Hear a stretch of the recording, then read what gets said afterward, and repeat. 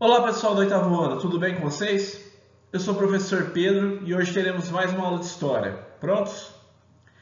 Na última aula, aprendemos como as ideias iluministas se espalharam pela Europa e pelo mundo, contrariando o absolutismo e suas práticas.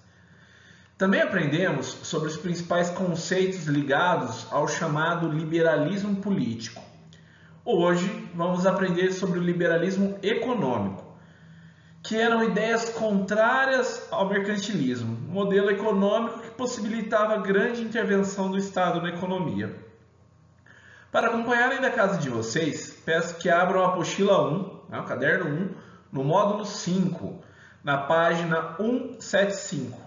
Vamos lá? No antigo regime, as práticas econômicas estavam baseadas no mercantilismo, certo? Lembrando que isso não aconteceu de maneira idêntica em todos os países europeus, mas existia o entendimento de que o comércio era a fonte principal de riqueza e que os governos deveriam controlar a economia. Era uma intervenção na economia, então. A partir do século XVIII, novas relações econômicas e a influência do iluminismo levaram alguns estudiosos a discordar dos princípios mercantilistas. Para eles, a falta de liberdade era um dos principais motivos que bloqueavam o desenvolvimento e o progresso. Em contraposição ao mercantilismo, um conjunto de princípios levaria à formulação do liberalismo econômico, tendo em sua essência a defesa da liberdade e do não intervencionismo do Estado. Então, entre o liberalismo político e o liberalismo econômico, há uma forte relação, pois ambos criticam o antigo regime. No século XVIII, o economista Adam Smith desenvolveu uma teoria que ficou conhecida como liberalismo clássico. Para tanto, não era necessária a intervenção do Estado da economia, né? O Estado não ia intervir na economia, pois o mercado seria capaz de se autorregular pela chamada lei da oferta e da procura. Para ele, então, enquanto houvesse demanda, ou seja, procura por um produto, alguém se encarregaria de ofertá-lo, oferecê-lo, né? Por outro lado, se um produto ficasse muito caro, outros produtores passariam a produzi-lo e o preço assim cairia, né? Da mesma forma que os preços, também se autorregulariam os salários, os lucros e a produção. A concorrência seria, então, um dos fatores a movimentar as relações econômicas, ok? Esse seria, então, o liberalismo econômico, né? O antimercantilismo. Vamos entender um pouquinho melhor, então, né? A demanda por um produto estimula a sua oferta. Quando a procura aumenta e a oferta se mantém, o preço do produto se eleva. Nesse momento, surgem novos concorrentes que oferecem o mesmo produto por valor menor, de modo a regular os preços. Vamos observar essa imagem aqui, né? É uma exposição, certo? No qual tem uma pessoa vendendo bolacha, né? A2, água A1 e um rapaz vendendo capa de chuva A2, né? Mas, por enquanto, nada de chuva, certo? Ok. Nessa imagem de baixo, quando a chuva começou e só tinha um vendedor de capa de chuva, né? Ele colocou o preço que ele quis. Então ele colocou a 5, né? E como todo mundo estava procurando, estava precisando desse produto, o pessoal pagou pelo produto. Mas os outros viram que era um negócio lucrativo e também começaram a vender. Percebam que na imagem ao lado, então, tem duas pessoas vendendo capa de chuva a 3. Esse mesmo rapaz que estava vendendo a capa a 5 não consegue mais vender pelo mesmo preço, né? Porque a concorrência está vendendo por menos.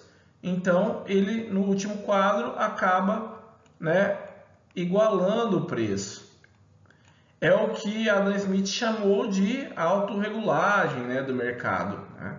A mão invisível do mercado, certo?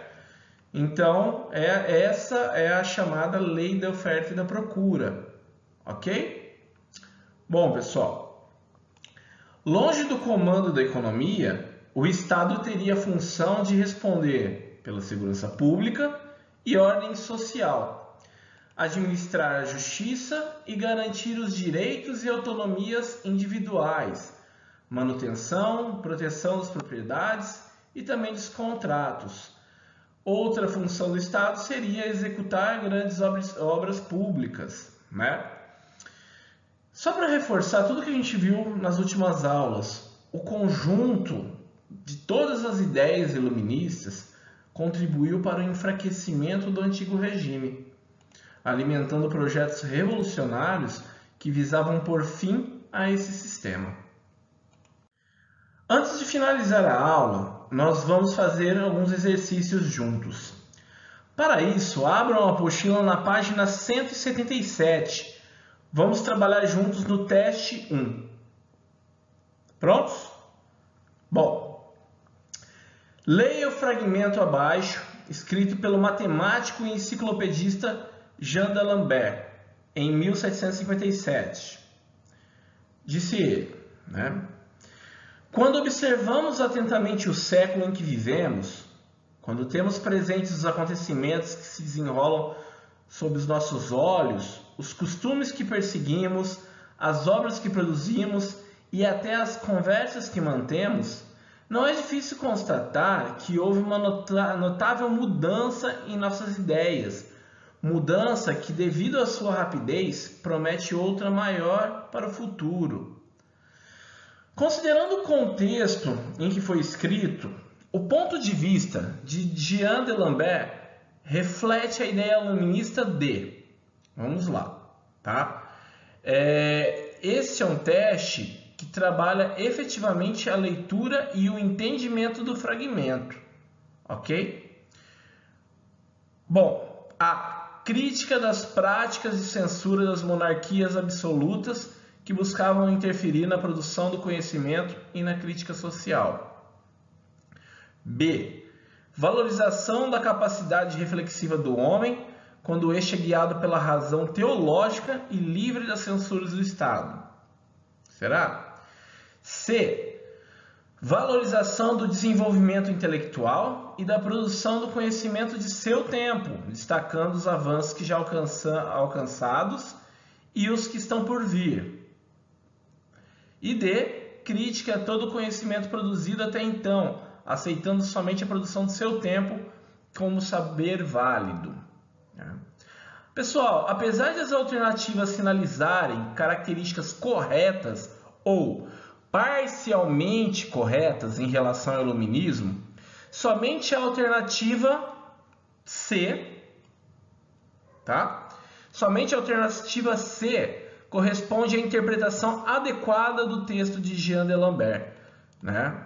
Então, mesmo tendo características do iluminismo, vocês teriam que contextualizar de acordo com o escrito, não é? De acordo com o fragmento. Interpretar, então, de acordo com o que está ali acima, ok? Por exemplo, a alternativa A está incorreta, pois apesar de abordar o elemento comum ao iluminismo, não apresenta uma interpretação adequada do texto, já que não aborda a questão da censura e das monarquias absolutistas.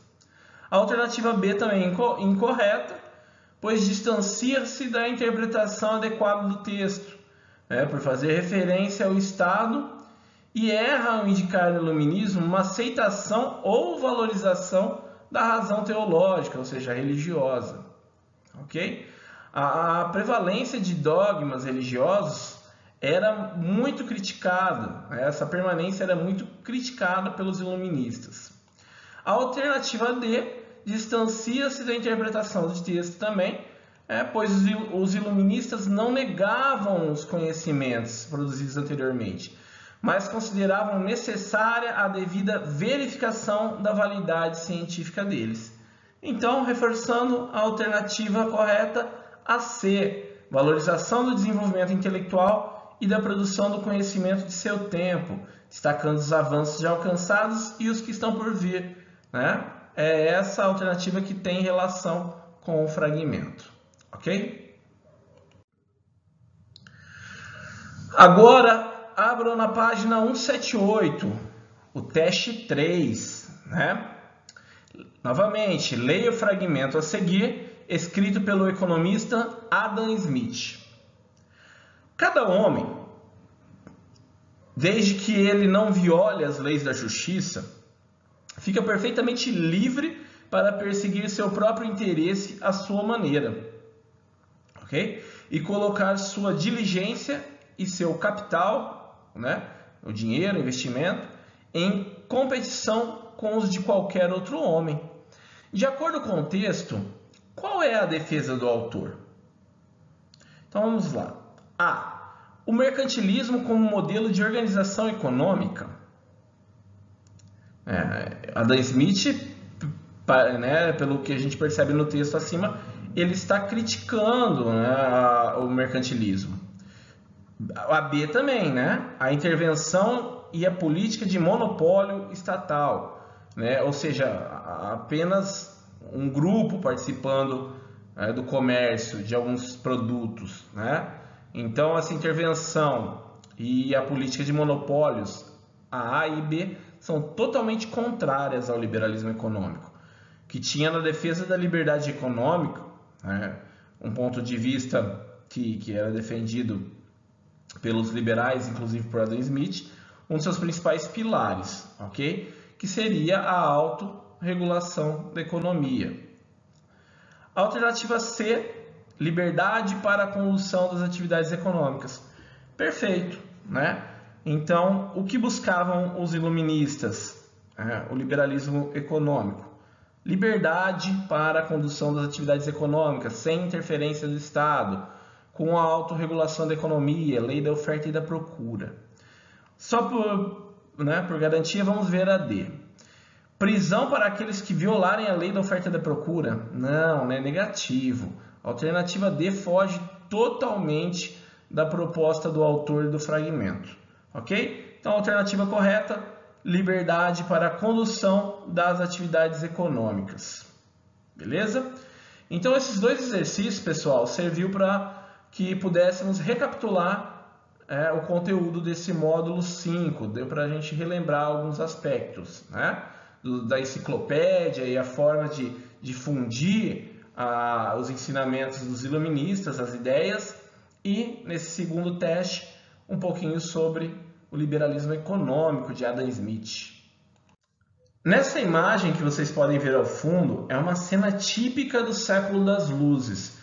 Os pensadores debatiam as novas ideias que estavam circulando pela Europa, que logo se espalharam pelo mundo, né? Então, debater as ideias, discutir as ideias, fazia parte do cotidiano desses pensadores. Então, ficou claro que nos séculos 17 e 18, a exemplo do que havia ocorrido na Inglaterra, diversas revoluções levariam a novos modelos de organização política e econômica e viriam a consagrar um conjunto de valores culturais e sociais que romperam com as tradições existentes até então. Apesar de terem sido inspirados pelas mesmas teorias, essas revoluções tiveram características próprias em cada lugar, de acordo, obviamente, com os interesses dos grupos que se apropriavam dessas ideias. Bom, pessoal, na aula de hoje vocês aprenderam então sobre o liberalismo econômico e também podemos revisar novamente o módulo 5, com resolução de testes, de exercícios, ok? Bom, espero que tenham gostado. Acima está meu contato caso tenham dúvidas. Bons estudos, muito obrigado e até a nossa próxima aula.